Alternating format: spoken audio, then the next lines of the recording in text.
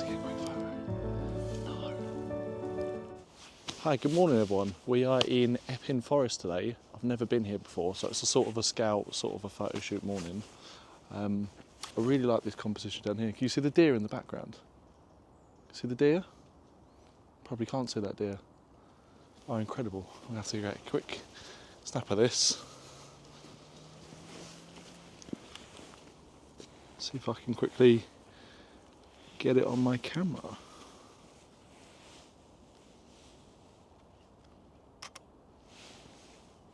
Let me just like show slow my shutter speed. So this is very quick photography, but quicker shutter speed means higher ISO. Staying right still.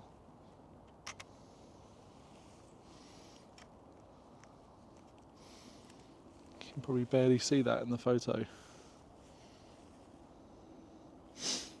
Two of them, look. It's video mode. Yeah, there's two deers just down there. So I'll put it up on screen now.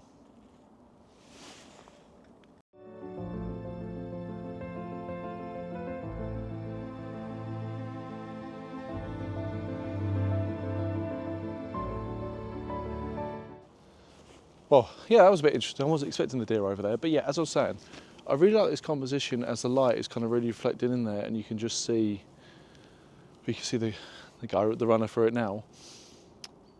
But I just really like the way the colours are coming in, so I'm kind of using that as a main focal point, and a little bit of foreground, but not much, as I'll show you in the photo in a minute. But anyway, that's not why we're here today. So I'm here to talk to you about 3 of my top woodland tips, and we'll go through them all one by one, and actually one of them is around this subject, around zooming in, catching the details. So hope you enjoy this video.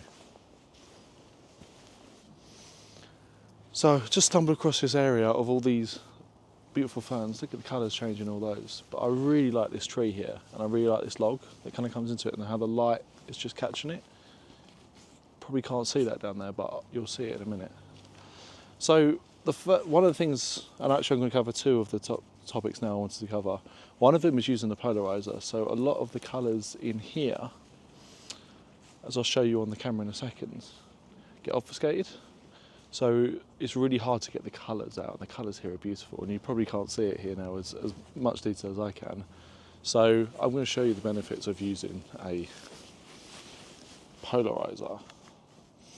So let's clear my display.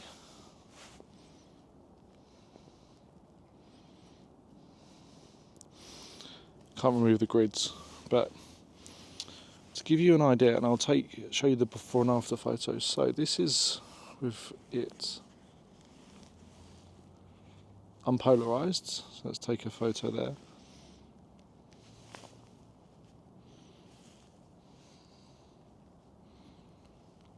Back button focus.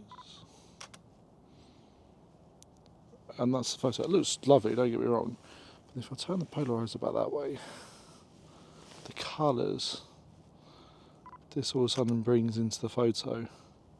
I'll show you a side-by-side comparison now on screen, and you can have a little look. But just literally using a polarizer allows you to get all those little details in on the photo. So I guess that is tip number 1. Use a polarizer for woodlands, because that just makes such a massive difference. You don't realise the difference until you try it, so just please try and take my advice for it. Got Milo! Hi, I know I'm not walking, am I? I'm talking. Okay.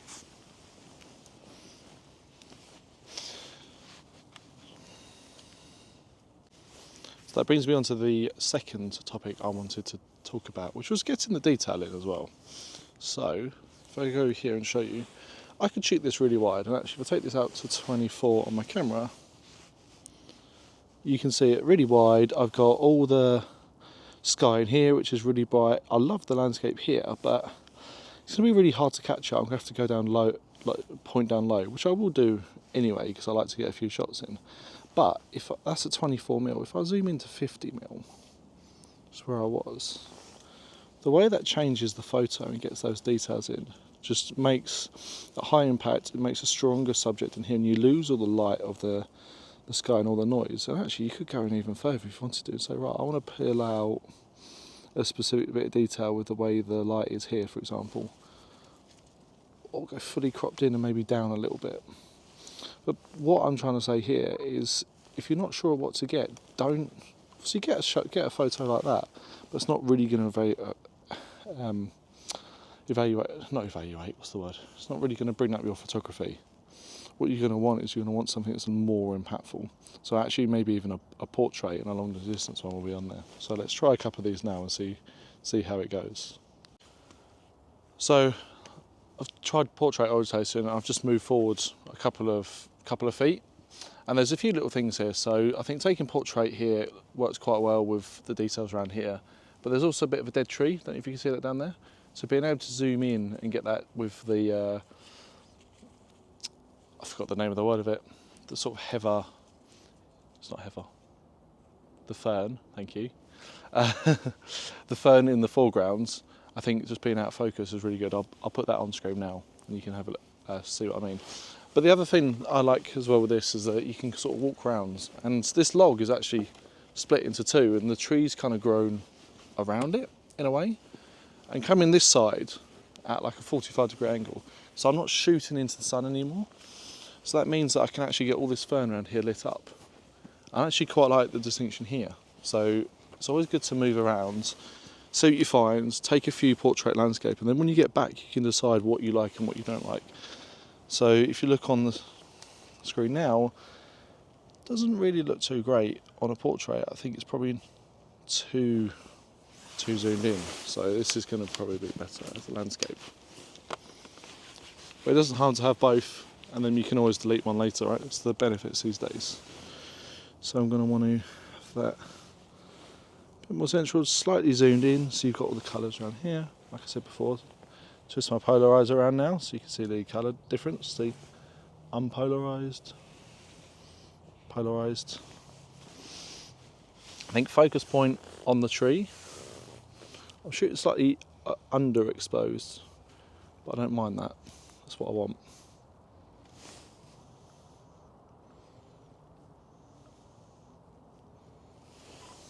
Let it do its thing. There you kind of have it, just like a nice kind of leading line around that into the main tree. What do you think?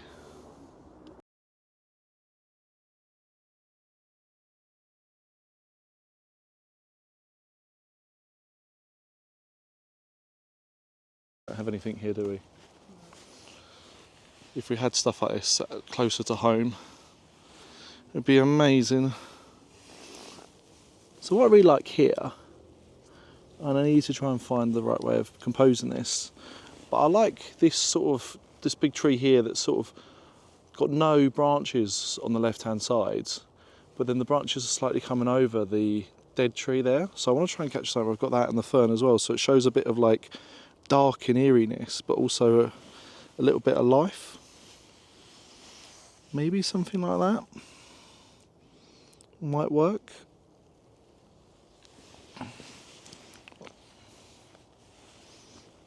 Potentially.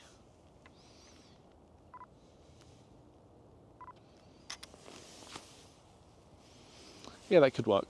What I really want is a bit of light coming down here, so especially coming in this side. So for this time of day, I reckon sunset or later in the day when the sun's this way around would probably be better for that type of shot. But you can only work with what you've got. So we were just walking in this tree, and I really like how it's kind of carved in. And it's just quite funky, right? If you look at the Z in there and stuff as well. But I don't think it's going to make a very good photo. I think this is one of these ones which is cool, but there's not much to it. But I'm taking a photo because I quite like it, and we'll see how it comes out. I think this could look quite nice in black and white. I think the two challenges we've got is one, the sun behind. So trying to do the correct exposure where you're getting the details in, but not too much of the sun. So something like that looks okay. The challenge is you don't really get to see the depth of it as well. So that's a good front on one. Probably black and white would look quite nice. Maybe a little bit lower. Shows the coolness of the tree. But it doesn't really tell a story.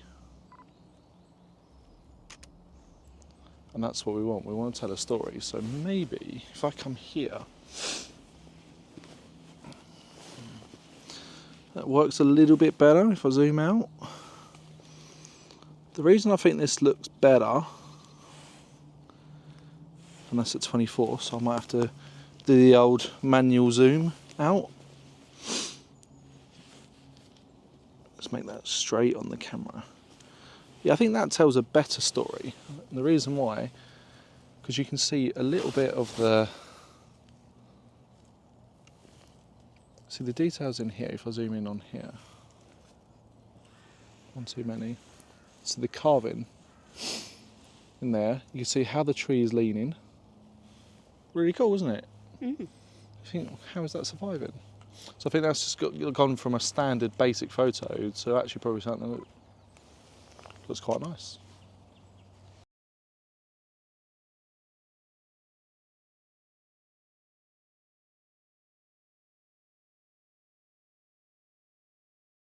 The roots. Coming up over. Money. Good boy. Yeah, this is good. This is what we like.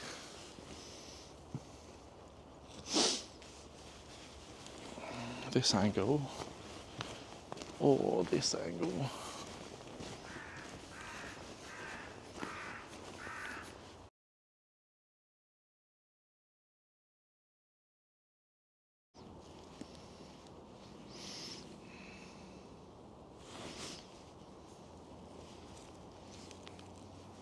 Struggling to get this all in.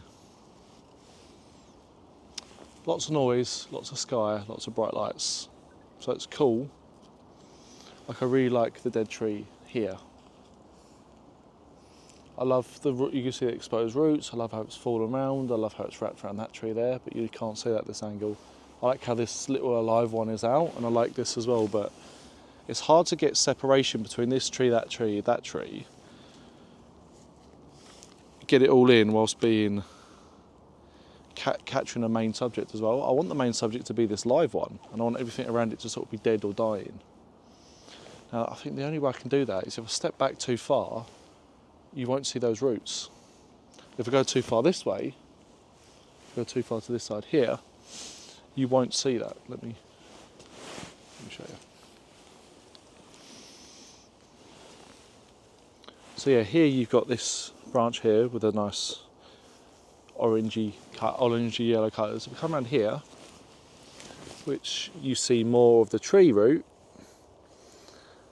you don't see that tree. So you could maybe take one here and make the tree the subject. That actually looks quite nice. See, it's good to talk these things through. But then when you come here, try and make the live tree with a dead one. See what I mean? Down here you can't see that tree root at all now. Always a challenge, but still fun.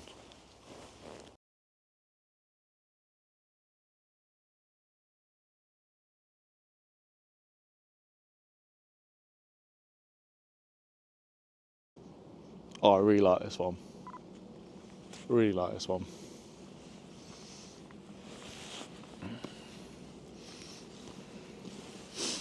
Like catching the details. I'll put it on screen now so you can see better. But I absolutely love the tree separating where it prongs out there. The light just coming in and hitting it and just backlighting all the leaves.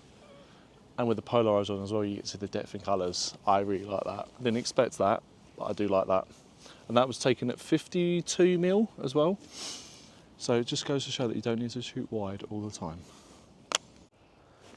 So the third and final thing I wanted to talk about today, God, can you see the deer? Can you see it?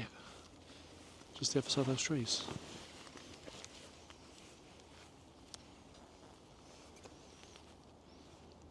I'm not going to be able to get a quick photo. No. Milo, come here. Are amazing. See, stopped to take a quick video and all the wildlife just decided to make an appearance. I wasn't quite expecting that. So that wasn't my third and final point. My third and final point of the day was try and remove the sky from your photos. So what I mean by that is don't obviously you can Photoshop out parts of it and actually between branches and stuff. That's okay. But the main one is don't catch the sky. The reason why is because it blows everything out. So if you look at something like this tree here, which is incredible, you've got the sky in that top corner. Yeah, it's too distracting up at the top there. The